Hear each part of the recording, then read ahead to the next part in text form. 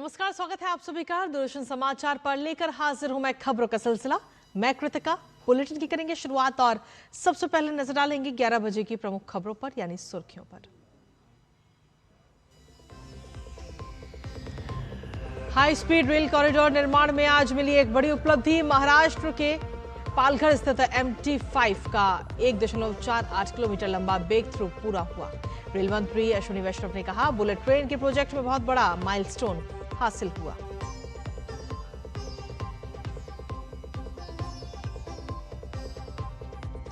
NIA ने 2023 के Bengaluru jail radicalisation मामले में लश्कर से जुड़े 3 और आरोपियों के खिलाफ चार्जशीट दायर की। हथियार और डिजिटल उपकरण जुटाकर देश के खिलाफ साजिश रचने का है आरोप।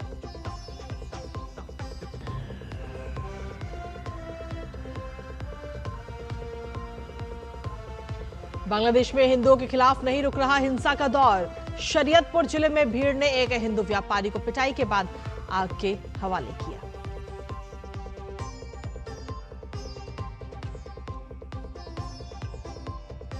महंगाई की आग में जल रहा ईरान। सरकार के खिलाफ हिंसक प्रदर्शनों में कई लोगों की मौत, बेकाबू होते हालात।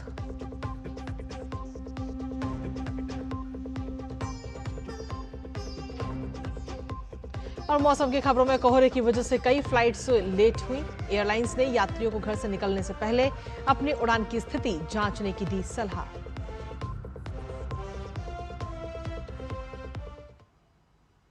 तो ये थी प्रमुख खबरें और अब बात विस्तार से, जहां आपको बता दें कि नेशनल इन्वेस्टिगेशन एजेंसी यानी NIA ने 2023 के बेंगलुरु जेल रेडिकलाइजेशन मामले में लश्कर-ए-तैयबा से जुड़े 3 और आरोपियों के खिलाफ चार्जशीट दायर की है। इन पर आरोप है कि इन्होंने हथियार, गोला बारूद और डिजिटल उपकरण जुटाकर भारत की संप्रभुता और सुरक्षा के खिलाफ साजिश रची। ये साजिश 2008 के बेंगलुरु सीरियल ब्लास्ट केस में जेल में बंद कुख्यात आतंकी T नसीर को कोर्ट ले जाते समय छुड़ाने की योजना का हिस्सा थी। चार्जशीट के अनुसार अनीस फातिमा की पहचान जुनैद की मां के रूप में हुई। उसने परपना अरघारा जेल, सेंट्रल जेल बेंगलुरु के अंदर ही T नासिर को लॉजिस्टिकल सहायता और फंड मुहैया कराया था। इसके साथ ही हैंड ग्रेनेड और वॉकी टॉकी संभाले और फरार आरोपी सलमान खान को विदेश भगाने में मदद की। तो वहीं सिटी आर्म्ड रिजर्व के सहायक सब इंस्पेक्टर चांद पाशा ने रिश्वत लेकर स्कॉट डिटेल्स लीक की। तीसरे आरोपी जेल अस्पताल के मनोचिकित्सक डॉक्टर नागराज पर आरोप है कि उन्होंने कैदियों को मोबाइल फोन स्मगल कर बेचे, जिनमें से एक फोन नासिर के पास पहुंचा और साजिश को आगे बढ़ाने में इस्तेमाल किया गया। NIA की ये कार्रवाई जेल सिस्टम के भीतर आपराधिक साठगांठ और आतंकी नेटवर्क के खतरनाक गठजोड़ को उजागर करती है। हाई स्पीड रेल कॉरिडोर निर्माण में आज एक बड़ी उपलब्धि हासिल हुई है। महाराष्ट्र में कुल 7 पर्वतीय सुरंगों में पालघर स्थित MT5 का 1.48 किलोमीटर लंबा ब्रेक थ्रू आज पूरा हो गया है। ये इस श्रृंखला की सबसे लंबी सुरंग है। इससे पहले थाने B के C के बीच लगभग 5 किलोमीटर की पहली भूमिगत सुरंग सितंबर 2025 में पूरी हुई थी। रेल भवन से रेल मंत्री अश्विनी वैष्णव ने वीडियो कॉन्फ्रेंसिंग के माध्यम से इस उपलब्धि का लाइव ब्रेक थ्रू कार्यक्रम संबोधित किया। इस अवसर पर रेल मंत्री ने कहा कि बुलेट ट्रेन के प्रोजेक्ट में आज एक बहुत बड़ा माइलस्टोन हासिल हुआ है।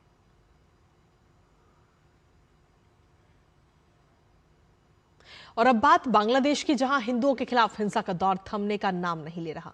बीते बुधवार 31 दिसंबर को साल के अंतिम दिन शरीयतपुर जिले में एक 50 वर्षीय हिंदू व्यापारी खोकन चंद्रदास पर धारदार हथियार से हमला कर आग के हवाले कर दिया गया। उस्मान हादी की मौत के बाद हुए हिंसक प्रदर्शन के बाद से हिंदू अल्पसंख्यकों के खिलाफ हिंसा का ये चौथा मामला है। 50 वर्ष खोकन दास केनेश्वर यूनियन के केयूरभंगा बाजार में दवा और मोबाइल बैंकिंग का बिजनेस करते थे। ये घटना तब घटी जब वो शरीयतपुर जिले में अपने घर जा रहे थे। पुलिस के अनुसार बदमाशों ने पहले खोकन चंद्र दास की पिटाई की, फिर उन पर धारदार हथियार से हमला किया। इससे वो गंभीर रूप से घायल हो गए और फिर खोकन के सर पर पेट्रोल डालकर आग लगा दी गई। अपनी जान बचाने के लिए खोकन दास पास में ही एक तालाब में कूद गए। आसपास मौजूद लोगों के शोर मचाने पर हमलावर मौके से फरार हो गए।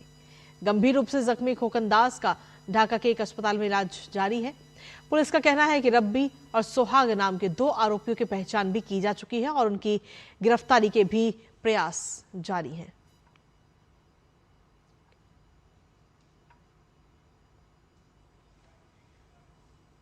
और चलिए अब आपको बताते हैं कि उस्मान हादी की मौत के बाद से अब तक हिंदू अल्पसंख्यकों के खिलाफ आखिर किस तरह से हिंसा का ये दौर चल रहा है। सबसे पहले 18 दिसंबर की बात कर रहे हैं। 18 दिसंबर 2025 जब दीपू चंद्र दास की भीड़ ने पीट पीट कर हत्या कर दी और फिर आग के हवाले कर दिया गया। उसके बाद में 24 दिसंबर को अमृत मंडल की पीट पीट कर हत्या कर दी गई। उसके बाद में 29 दिसंबर को ब्रजेंद्र बिस्वास को गोली मारी गई।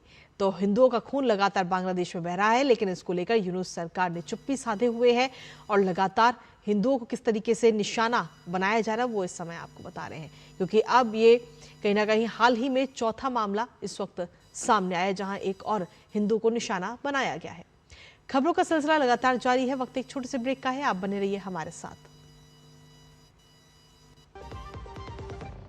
कुछ पल नहीं दिशा दिखाए, मंजिल नहीं फिर दूर, जब कुछ पल साथ बिताए। तुम्हारे साथ बिताए हुए पल मेरे साथ रहेंगे जिंदगी भर। LIC से मिले बीमे की रकम ने ही मेरे नए काम की शुरुआत को मुमकिन बनाया। कुछ पल का साथ बन जाता है जिंदगी भर का साथ। LIC हर पल आपके साथ। मेरी पसंद, मेरी पसंद, मेरी पसंद, मेरी पसंद, हमारी पसंद, हम सबकी पसंद। मजबूत देश का मजबूत सरिया हो गया स्टील। और ब्रेक के बाद एक बार फिर से स्वागत आप सभी का। खबरों में वापस रुक करते हैं, जहां प्रधानमंत्री नरेंद्र मोदी ने शुक्रवार को नायर सेवा समाज के संस्थापक मनत्थु पद्मनाभन की जयंती पर उन्हें भावभीनी श्रद्धांजलि अर्पित की है। प्रधानमंत्री नरेंद्र मोदी ने उन्हें एक महान दूरदर्शी व्यक्तित्व बताते हुए कहा कि उनका जीवन समाज सेवा और सुधारों के लिए समर्पित था।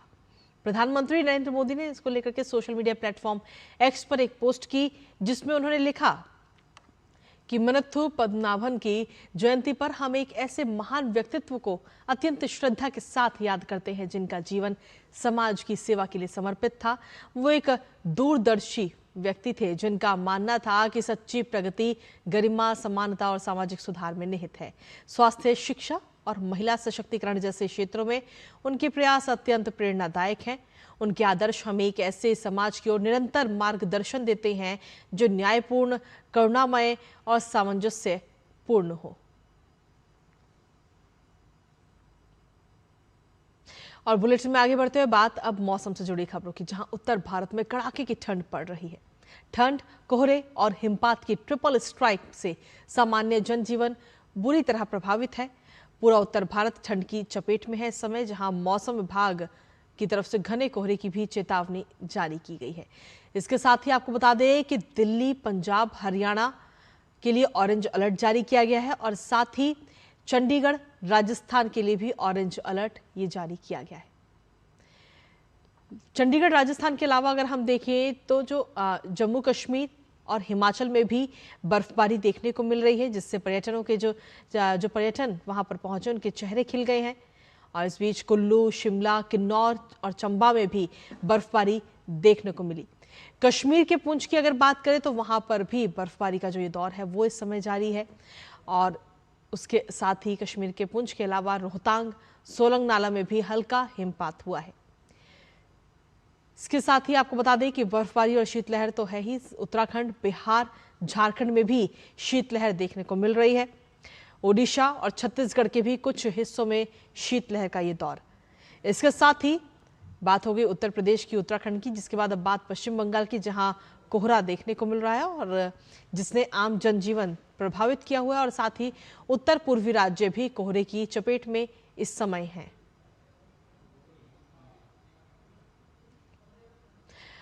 और चलिए आपको कुछ खास तस्वीरें दिखाते हैं, जिन तस्वीरों के माध्यम से आप समझ सकते हैं कि उत्तर और मध्य भारत में सर्दी का जो ये सितम है। पहली तस्वीर आप देख रहे हैं उत्तर प्रदेश के मुरादाबाद की। आप देख रहे हैं कि कोहरा पड़ रहा है लगातार और जिसकी वजह से लोगों को अलाव का सहारा लेना पड़ रहा है। और ऐसे में लोग, जो आम लोग हैं, आम जनजीवन भी अस्त व्यस्त हुआ है। दूसरी तस्वीर आप देख रहे हैं हिमाचल प्रदेश के चंबा की, जहां भारी बर्फबारी हुई और बर्फ की सफेद चादर ही चादर वहां पर नजर आई। तीसरी तस्वीर है जम्मू कश्मीर के पुंछ की, जहां भारी बर्फबारी होती हुई भी आपको नजर आ रही है। चौथी तस्वीर में आपको दिखा रहे हैं हम मध्य प्रदेश के ग्वालियर की, जहां कोहरा और ठंड का सितम जारी है। शीतलहर वहां चल रही है और लोग इस वक्त अपने घरों से बाहर निकलने में बचते हुए नजर आ रहे हैं। और पांचवी तस्वीर उत्तर प्रदेश के कानपुर की, जहां कोहरे ने कहीं ना कहीं आम लोगों की जो मुश्किलें हैं वो इस समय बढ़ा दी हैं। तो ये देश के अलग अलग जगह की ये 5 तस्वीरें इस वक्त आपको दिखा रही, जिसके जरिए आप समझ सकते हैं कि किस तरीके से उत्तर भारत इस वक्त ठंड की चपेट में है। और खासतौर पर जम्मू कश्मीर और हिमाचल की बात करें तो वहां पर बर्फबारी की वजह से ठिठुरन और ज्यादा बढ़ गई है।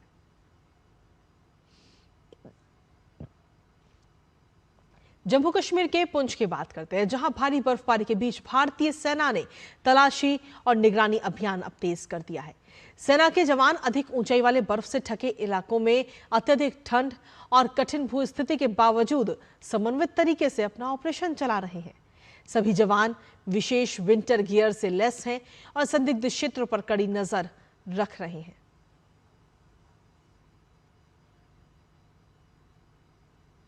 और वहीं दिल्ली और उत्तर भारत में घने कोहरे के कारण हवाई यात्रा पर भी काफी बुरा असर पड़ा है। खराब मौसम के चलते राष्ट्रीय राजधानी में कई उड़ानों में देरी हुई तो कई फ्लाइट्स कैंसिल भी कर दी गई। यात्रियों की सुरक्षा और सुविधा को देखते हुए कई एयरलाइंस ने ट्रैवल एडवाइजरी जारी करके कहा है कि प्रत्येक यात्री अपनी फ्लाइट का करंट स्टेटस देखकर ही एयरपोर्ट पहुंचे।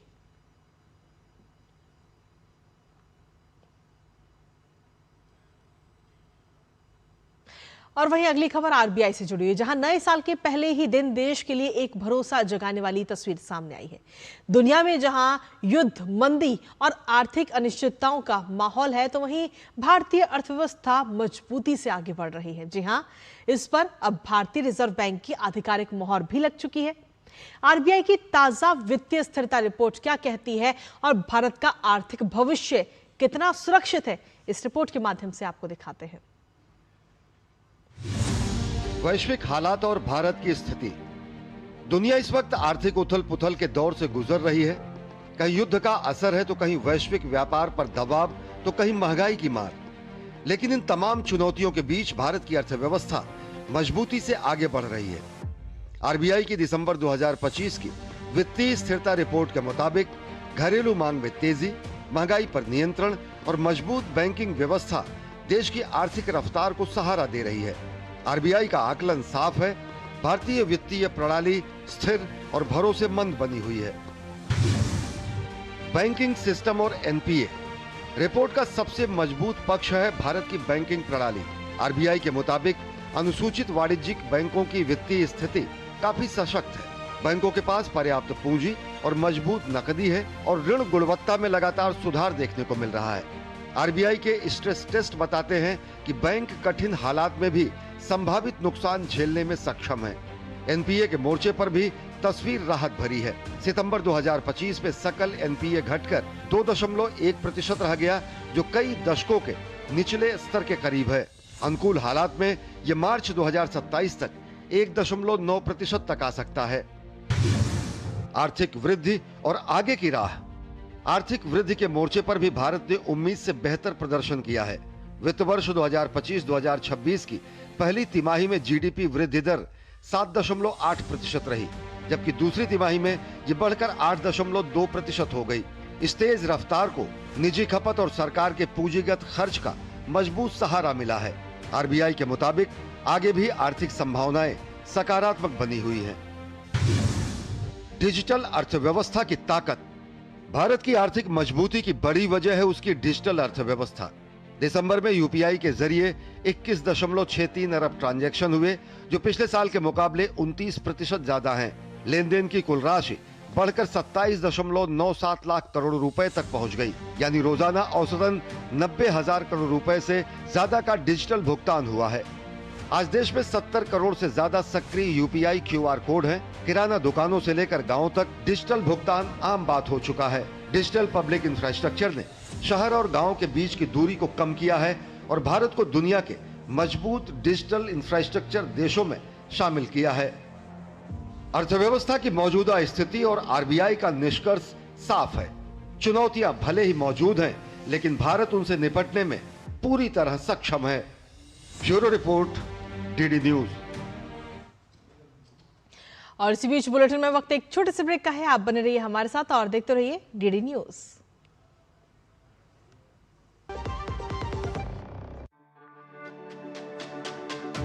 मेरी पसंद, मेरी पसंद, मेरी पसंद, मेरी पसंद, हमारी पसंद। हम सबकी पसंद। मजबूत देश का मजबूत सरिया होंगे स्टील। और ब्रेक के बाद एक बार फिर से स्वागत है आप सभी का। खबरों में आगे बढ़ते हुए बात करेंगे अब ईरान की, जहां महंगाई, गिरती मुद्रा और बिगड़ती अर्थव्यवस्था के खिलाफ ईरान में भड़के विरोध प्रदर्शन अब हिंसक हो चुके हैं। गुरुवार को देश के कई हिस्सों में पुलिस और प्रदर्शनकारियों के बीच हुई झड़पों में 6 लोगों के मारे जाने की खबर है, जिससे हालात और अधिक तनावपूर्ण हो गए हैं। पश्चिमी ईरान के लोरडेगन शहर में पुलिस और कथित तौर पर सशस्त्र प्रदर्शनकारियों के बीच हुई झड़पों में कई लोगों की मौत हो गई। मानवाधिकार संगठन हेंगा ने दावा किया कि सुरक्षा बलों की फायरिंग में कई प्रदर्शनकारी मारे गए और कई अन्य घायल हुए हैं। इन सब के बीच इस्लामिक रिवॉल्यूशनरी गार्ड्स ने बताया कि पश्चिमी शहर कुदश्त में बसीज अर्धसैनिक बल का एक सदस्य मारा गया, जबकि 13 अन्य सदस्य घायल हुए हैं। देश भर में फैले प्रदर्शन, गिरफ्तारियां, तेज विरोध प्रदर्शन केवल एक शहर तक सीमित नहीं रहे। इस्फहान, मारफुदश्त, केरमानशाह, खुजिस्तान और हामेदान सहित कई प्रांतों में ये प्रदर्शन हुए हैं। वहीं स्विट्जरलैंड के मशहूर स्की रिजॉर्ट क्रॉन्स मोंटाना में लगी भीषण आग के कारण मरने वालों की संख्या बढ़कर 40 हो चुकी है, जबकि 115 लोग घायल हुए हैं। यह हादसा गुरुवार की रात नए साल का जश्न मनाने के दौरान हुआ था। तो वहीं आपको बता दें कि चश्मदीदों के मुताबिक पार्टी के दौरान शैंपेन की बोतलों पर लगी फुलझड़ियों से निकली चिंगारी छत तक जा पहुंची, जिससे देखते ही देखते पूरे बार में आग लग गई। वहीं पुलिस ने बताया कि आग लगते ही वहां भगदड़ मच गई और रास्ता सकरा होने की वजह से लोग समय पर बाहर नहीं निकल पाए। मारे गए लोगों में ज्यादातर युवा पर्यटक शामिल हैं, जो इटली, फ्रांस और अन्य देशों से यहां छुट्टियां मनाने आए थे। फिलहाल स्विस अधिकारी इस बात की जांच कर रहे हैं कि क्या बार में सुरक्षा के नियमों की अनदेखी की गई थी। यूरोपियन यूनियन में शामिल होने के 19 साल बाद बुल्गारिया ने कल यूरो को बतौर मुद्रा अपना लिया है। अब बुल्गारिया 21वां देश बन गया है जिसने यूरो को बतौर राष्ट्रीय मुद्रा अपनाया है। हालांकि जनवरी के अंत तक बुल्गारिया में लेव में ही भुगतान होता रहेगा, और जबकि 8 अगस्त 2026 तक कीमतें यूरो और लेव दोनों में प्रदर्शित की जाएंगी। बुल्गारिया के राष्ट्रपति रूमेन राडेव ने बताया कि यूरो को अपनाना बुल्गारिया के यूरोपियन यूनियन में एकीकरण की दिशा में मील का अंतिम पत्थर है।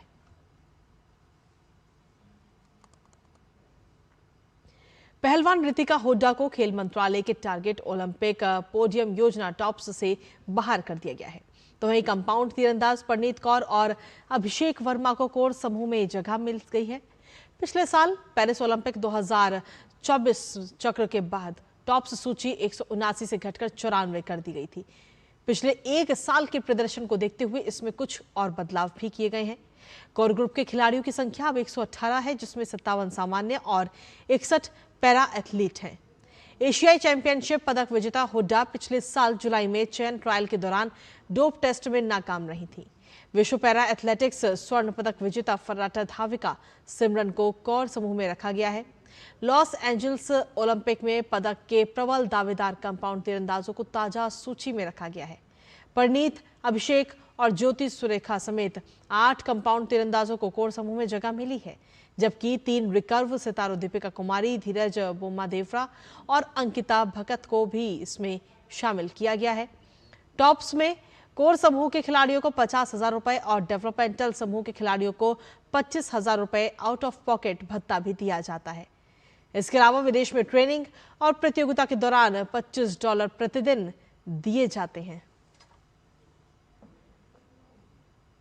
वहीं भारतीय खेलों के लिए वर्ष 2026 रोमांचक और चुनौतीपूर्ण रहने वाला है, जिसमें विभिन्न खेलों में विश्व खिताब दांव होंगे। आपको बता दें कि ओलंपिक क्वालिफिकेशन का नया सत्र शुरू होगा, जिससे लॉस एंजल्स 2028 ओलंपिक के टिकट कटाने का मौका मिलेगा। क्रिकेट प्रेमियों को जहां अंडर 19 विश्व कप से युवा खिलाड़ियों का जोश देखने को मिलेगा, तो वहीं सीनियर वर्ग में पुरुष और महिला टीम T20 विश्व खिताब के लिए जोर आजमाइश करती नजर आएंगी। आइए आपको दिखाते हैं ये रिपोर्ट।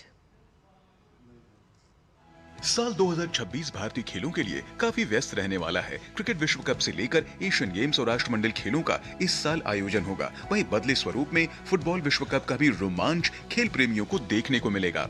साल की पहली तिमाही क्रिकेट को समर्पित होगी, क्योंकि देश के पसंदीदा खेल में इस साल 3 विश्व कप हैं। 15 जनवरी से 6 फरवरी तक अंडर 19 विश्व कप से शुरू होगा, जहां वैभव सूर्यवंशी और आयुष महात्रे जैसे उभरते हुए युवा सितारों पर करीब से नजर रखी जाएगी। सीनियर पुरुष टीम भारत और श्रीलंका की मेजबानी में 7 फरवरी से 8 मार्च तक होने वाले T20 विश्व कप में खिताब के बचाव के लिए उतरेगी। बैडमिंटन ऑल इंग्लैंड चैंपियनशिप 3 मार्च से शुरू होगी, जिसमें PV सिंधु और बाकी भारतीय खिलाड़ी 2025 की नाकामी से उबरना चाहेंगे। मार्च के आखिर से अप्रैल तक साइप्रस में कैंडिडेट्स शतरंज टूर्नामेंट खेला जाएगा, जिससे विश्व चैंपियनशिप खिताब के चैलेंजर का पता चलेगा। अभी भारत के डी गुकेश विश्व चैंपियन है। टूर्नामेंट 28 मार्च से शुरू होगा, जिसमें ओपन वर्ग में भारत के आर प्रज्ञानंदा और महिला वर्ग में आर वैशाली, कुनेरू हम्पी और दिव्या देशमुख भाग लेंगे। 24 अप्रैल से 3 मई तक थॉमस और उबेर का बैडमिंटन खेला जाएगा। इसके कुछ दिन बाद ITTF विश्व cup table tennis championship finals London में 28 अप्रैल से 10 मई तक चलेगा, जिसके लिए भारतीय महिला और पुरुष टीमों ने क्वालिफाई कर लिया है। जून में महिला T20 विश्व कप होगा, जिसमें हरमनप्रीत कौर की टीम 2025 में वनडे विश्व कप की सफलता को दोहराना चाहेगी। एथलेटिक्स सत्र की शुरुआत मई में डायमंड लीग से होगी, जिसमें भाला फेंक स्टार नीरज चोपड़ा पर नजरें होंगी। 11 जून से अमेरिका, मैक्सिको और कनाडा में संयुक्त रूप से फीफा विश्व कप फुटबॉल का आयोजन होगा। पहली बार इसमें 48 टीमें हिस्सा लेती दिखाई देंगी। राष्ट्रमंडल खेल 23 जुलाई से 2 अगस्त तक ग्लासगो में आयोजित होंगे, जिसमें भारत का प्रतिनिधित्व मुख्य रूप से एथलेटिक्स, मुक्केबाजी और भारोत्तोलन में देखने को मिलेगा। इन खेलों के बाद दिल्ली में 17 अगस्त से विश्व बैडमिंटन चैंपियनशिप होनी है। नीदरलैंड और बेल्जियम में 14 अगस्त से हॉकी विश्व कप शुरू होगा। भारतीय पुरुष टीम एशिया कप जीतकर विश्व कप का टिकट कटा चुकी है, जबकि महिला टीम मार्च में हैदराबाद में क्वालिफायर खेलेगी। जापान के नागोया में 19 सितंबर से 4 अक्टूबर तक एशियाई खेलों का आयोजन होगा। इसमें हॉकी में स्वर्ण जीतने वाली टीम लॉस एंजलिस ओलंपिक 2028 का टिकट कटाएगी, जबकि निशानेबाजी में भी कोटा स्थान होंगे। एथलेटिक्स में डायमंड लीग फाइनल 4 से 5 सितंबर तक ब्रसेल्स में होगा। शतरंज ओलंपियाड का 46वां सत्र सितंबर में ताशकंद में खेला जाएगा। बहरीन में 24 अक्टूबर से विश्व कुश्ती चैंपियनशिप होगी। इसके बाद भारोत्तोलन विश्व चैंपियनशिप 27 अक्टूबर से 8 नवंबर तक खेली जाएगी। दिसंबर में विश्व शतरंज चैंपियनशिप होगी, जिसकी तारीख और स्थान अभी तय नहीं है। Sports desk, DD news. और इसी के साथ फिलहाल मेरे साथ इस बुलेटिन में इतना ही। नमस्कार।